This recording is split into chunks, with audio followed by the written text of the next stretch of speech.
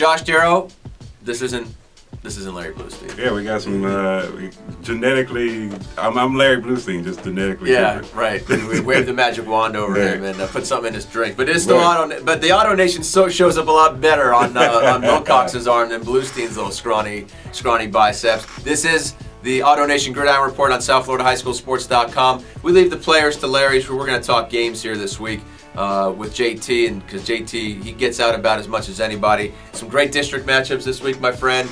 Probably the biggest on the slate.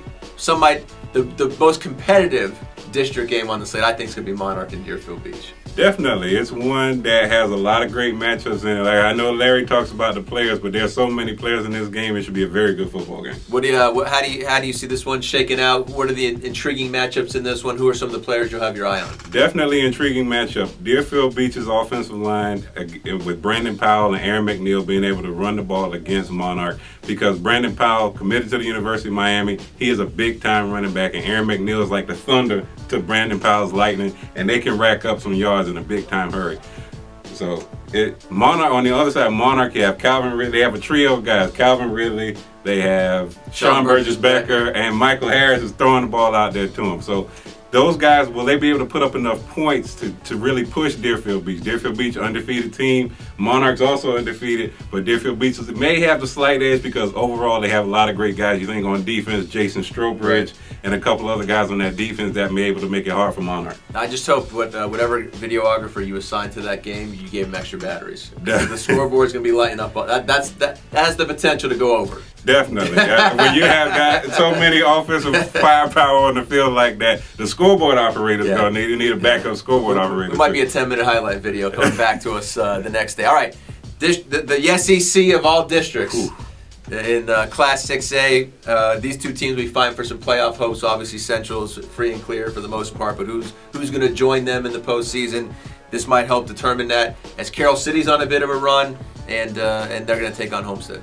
Definitely another great game, very intriguing game. Homestead's fighting for their life, like you just said.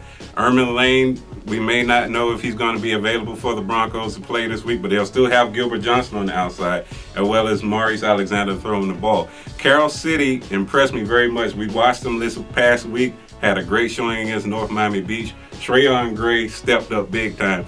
Larry Bluestein and myself, we talked about him. You got the recruiting world all astir, right, with this proclamation. So, I wrote it in the Men's Side Sports column. Me and Larry discussed it. We said this kid can be a big-time running back at the next level. You see him carry the ball, he's explosive. You think the way Dalvin Cook, when he gets the ball in his hand, you say, look out. Same thing happens with Trayon Gray. Big plus side, he's bigger. But Carroll City definitely is a team that's on the rise because things are starting to come together. Everyone knows Trayon Gray, but what else? You think about Theodore Hammonds. He's a guy on the outside, and Rashad Fenton on the defensive side. These are guys that are really the glue to this team. They're coming together under Coach Aubrey Hill, and they're doing big things. I think Carroll City gets that second playoff spot. Now, I do think Homestead, I saw them early, but I do think they've got some hard nose to them on their defense with Frank Newman coming back and Anthony Webb playing linebacker. I think it's going to be a great game. It should be. Very competitive, very physical. I think it's going to be. I think that's going to be a down to the wire type. Right. The big thing is, will Ermin Lane be available to the Broncos? Now, the reason why that in theory, or I guess the reports down from the Palmetto game at Homestead last week said he punched a Palmetto player. We were not at the game, so we haven't had the chance to see it. But that's the word that was coming out of Harris Field. There's some rumors out there he might get a call from the FHSAA. We have not heard anything yet, but since we're filming earlier in the week, by the time the weekend rolls around, maybe that's the case, maybe not, just so everybody knows what we're talking about. So I'll look at a couple of district games that JT and us and South Florida High School Sports will be all over. Deerfield Beach and Monarch, Carroll City, and Homestead. For JT, not Larry, AutoNation Gridiron Report on SouthFloridaHighSchoolSports.com.